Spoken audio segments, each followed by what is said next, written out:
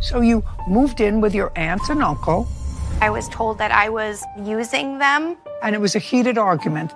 I had to contact the police to get my things. That is not true. I lost my dad, so I never really got to have a connection with them. So this was an opportunity to really be a part of their life. This is Judy Justice.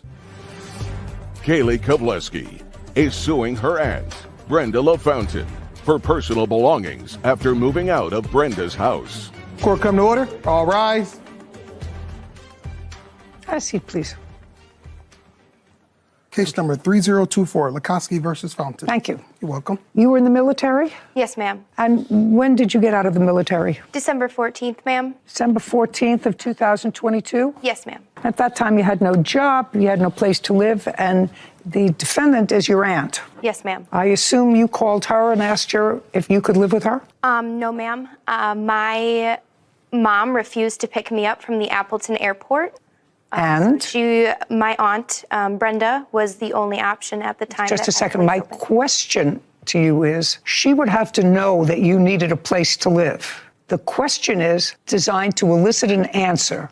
Did you call her or did she call you? I called my mom and my mother called my Aunt Kelly, which is Brenda's sister, and worked it out with Brenda that I would stay with her. I didn't ask you about staying with. When did you first have a conversation with your aunt? The day she picked me up from the airport. What date? December 15th.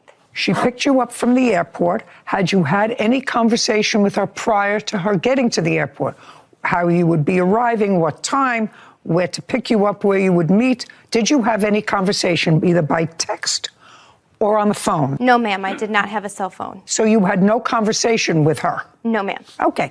December 15th, she picked you up, got into the car, and? We went back to her house with my Aunt Kelly and Brenda, and I moved there. Well, tell me how that happened. You're a big girl.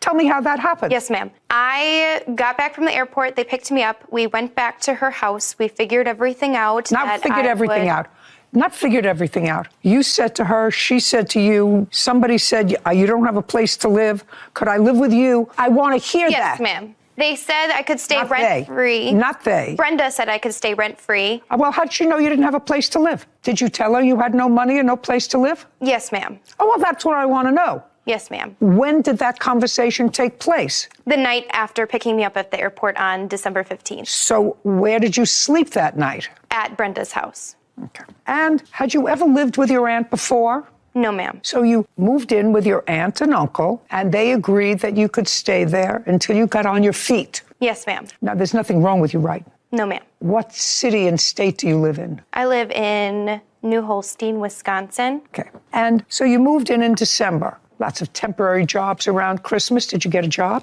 Yes, ma'am. What were you doing? I was putting together molds for birdseed. How much were you paid? I was paid around $17 an hour. How long did that job last? 2 months, ma'am. From January to February? Yes, ma'am. Did you pay any expenses to your aunt and uncle while you were working in January and February? No, ma'am. What date did you move out? March 20th, ma'am. Where were you working in March? I was a guest service member. I would tend to customers as in like a cashier and how much were you making there? $16.50, ma'am. How much money did you put away during this period of time, January, February, and March, where you were working and not paying any rent? I had about $500 in my bank. I did get in a really bad car accident, and in that time period, so... Which time period? I got into a car accident in late February. Whose car? My car. When did you buy a car? This was before boot camp, ma'am. So you had a car. You had to get the car from someplace. Where did you leave the car when you went into the armed services? Stevens Point, Wisconsin, where I was born. At whose house? My friend that I was staying with before boot camp. So you were in a car accident sometime in February? Yes, ma'am. And so no payments to your aunt in January, February, or March. And tell me about when they asked you to leave. It was an argument. I calmly sat down and I was told that I was, quote unquote, a burden and using them. And it was a very heated argument on that I do nothing around the house while, I was living there. And I refused to put up with that because I did do a fair share amount while they were using my information to get heat assistance and food stamps. And so it's not like I didn't provide them any help. They had help through the state. Well, that's not you helping them. No, ma'am. Right. That has nothing to do with you. So you left. Yes. And it was a heated argument. And that argument took place on what date? That argument took place, if I remember correctly, on March 18th. And you left March 20th. Yes, ma'am. So on March 20th, you decided to leave. Yes. Great. And you packed all your stuff. No, ma'am. Well, you should have, because that's what this case is about.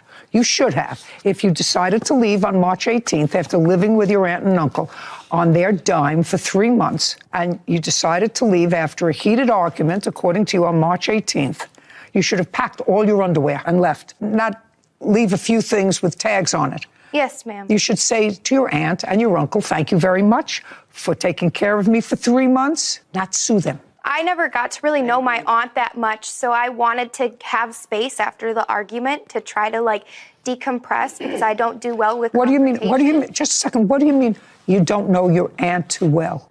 I lost my dad, so I never really got to have a connection with them. I lived in Stevens Point with my mom, and so this was an opportunity to really live with my aunt and be a part of their life. Okay, I'm not going to get into your history because I see that you're getting too emotional. That's not going to happen. What I'm suggesting to you is, especially if it's someone that you don't have a connection with, who did you a kindness and it unfortunately didn't work out. Your response to that is not suing them for some alleged underwear that you left behind when you had time to pack all your stuff. Did you still have a car or was it totaled in the February accident? I did not have a car anymore. Okay, so who picked you up from your aunt and uncle's house? My best friend Emily did. Okay. It was March 18th. I slept over for 2 days and made the final decision to move out on the 20th. I have the text Just a messages second. here. So you slept at your friend's house March 18th and March 19th, Yes, ma'am. and you brought clothes with you. Yes, ma'am, a week's worth. And March 20th, you decided to move out completely. Yes, ma'am. Good. And you went back to the house? Yes, and all the doors were locked. That is not true. Shh. Did you ultimately go into the house? No, ma'am. You never went back into the house after March 18th? No, ma'am. Well, then what did you go there for on March 20th? I had to contact the police to get my things, which they packed up. They refused to let me in the house. And That's then okay. I went back into the That's house okay. March 20th to pick up my belongings Oh. that were set outside. Okay, well, that's fine. You took the important stuff with you because you were going for a week, so anything valuable you Yes, took with you. Okay, let's get to your counterclaim. Your counterclaim is you claim that your niece damaged the house while she was living there. Yes, Your Honor, Show she me. did. Show me. I have many pictures and an estimate for the damages of the room. You sure about this? You sure about you want me to see this? Yes, please. Okay, good. Kaylee Kovleski claims her aunt, Brenda LaFountain, is wrongfully keeping her belongings. Brenda is countersuing Kaylee for property damage. Okay, what I see here is a mess. I don't know what this is. What is this? That is a burn from a candle on top of a new dresser. Of a dresser. Nightstand.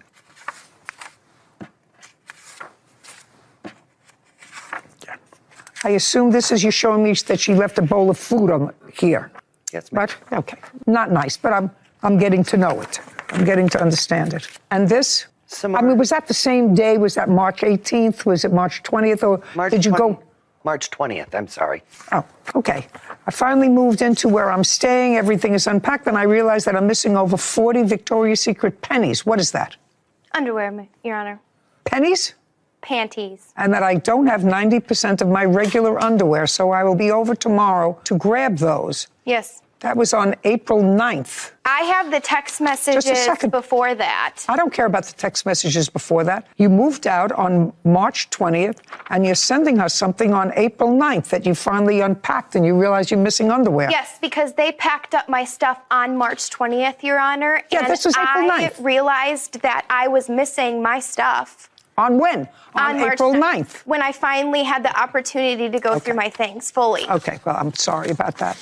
Okay, the only thing I want to show you, aside from the mess and the food mess, the only picture that I want to show you is this, and I want you to tell me how this happened. Your Honor, did you get to the closet? Yeah, I don't care about the closets. I want you to tell me how that happened. So this is a rabbit hide, Your Honor. It's a real rabbit hide. Not the rabbit hide. I'm not talking about the rabbit hide. I'm talking about what happened under the rabbit hide. Applied to it, so the bottom of the hide, that's what it is. How did that happen? You have a wax melter for scent that they gave to me. So you burned something on that, it got too hot, and the bottom of whatever that skin is. Yes, ma'am. Okay, so that was you. Yes, ma'am. How much is it going to cost to refinish the top of that? Do you have an estimate for that? No, ma'am, I do not. Okay, that's too bad. Your claim is dismissed. You should say thank you to your aunt and uncle, and you left the house pretty messy when you left there. Yes, ma'am. Okay, we're done. This court is adjourned. It is what it is. She did notice that Kaylee's room was a disastrous mess. I was given a place to stay by my aunt, and that was nice of her, but she's just not a good person. She was an entitled brat, and we were not going to play into that. I'm just ready to move forward. I wish her the best in her endeavors. I knew there had to be more to the story there when the plaintiff said, first, right off the bat, that her mother refused to pick her up from boot camp. That sounds unusual to someone who hears it, so I knew there had to be more there, but I felt bad for this aunt and uncle. It seemed like they were, again, no good deed goes unpunished. They took her in, and they had a kerfuffle, as you would say. You know, they didn't get along. She was a little messy. Not a little messy. She didn't learn that at boot camp, but no. They didn't mesh well, and maybe it wasn't the relationship the plaintiff was hoping that she would find or uncover, in her new family. Sounds to me as if she took advantage of them.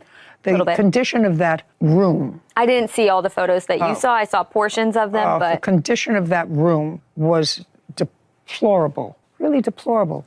And food in there, and old food, dried up food, and this is their home. I'd have to be very comfortable with my closest aunt and uncle to even eat in the bedroom. So I agree with that point. I don't even allow Poppy to eat in the bedroom.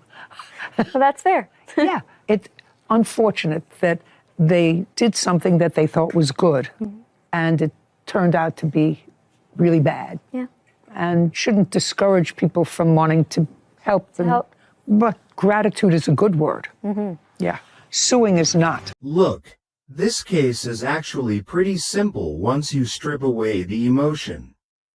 You had someone who was down on their luck, no job, no place to stay, and the aunt stepped in and gave her a roof over her head, rent-free, for 3 months.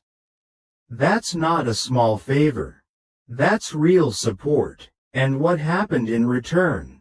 No rent, very little accountability, and based on the evidence, a messy, disrespectful living situation. Then after leaving, instead of taking full responsibility and moving on, we're in court arguing over missing underwear weeks later. Come on, let's be honest. This isn't about lost belongings. This is about entitlement. You don't get help, live off someone else's generosity, leave their home in bad condition, admit to causing damage, and then turn around and sue them. That doesn't sit right. And the excuses? I needed space, I was emotional, we all go through things. But adulthood means handling your responsibilities anyway. Actions have consequences. The most telling moment was the damage you admitted to. That says everything. You weren't treated unfairly, you just didn't handle the situation well. Let me ask you this.